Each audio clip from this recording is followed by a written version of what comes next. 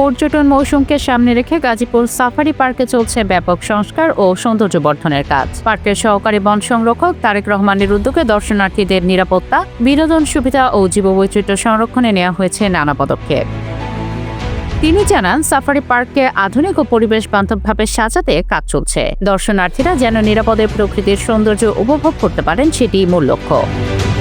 Gazipur safari park গাজীপুরের উন্নয়ন কার্যক্রম চলমান আছে। আসন্ন পর্যটন মৌসুমকে সামনে রেখে আমরা আমাদের রাস্তা, বাস সহ অন্যান্য সৌন্দর্য বর্ধন এবং অন্যান্য উন্নয়ন কাজ চলমান রাখার চেষ্টা করছি। আশা করছি আসন্ন পর্যটন মৌসুমে উল্লেখযোগ্য সংখ্যক পর্যটনের আকর্ষণের কেন্দ্রবিন্দু হবে আমাদের এই সাফারি পার্ক। বিশেষ করে সাফারি পার্কের গেট সমূহ এবং ভিতরের স্কোয়ার থেকে শুরু করে অন্যান্য প্রাণীর বেষ্টনী, প্রত্যেকটি বেষ্টনী পরিষ্কার পরিচ্ছন্ন রাখা এবং সৌন্দর্য বর্ধনের কাজ সবাইকে সাথে নিয়ে আমরা করে যাচ্ছি এবং এখানকার যে কর্মকর্তা কর্মচারী সবাই এই কাজে সচেষ্ট আছে।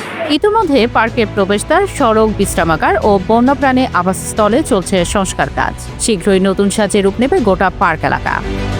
স্থানীয়রা কর্তৃপক্ষের এই উদ্যোগকে স্বাগত জানিয়ে আশা প্রকাশ করেছেন, নতুন রূপে পার্ক আরও বেশি পর্যটক আকর্ষণ করবে।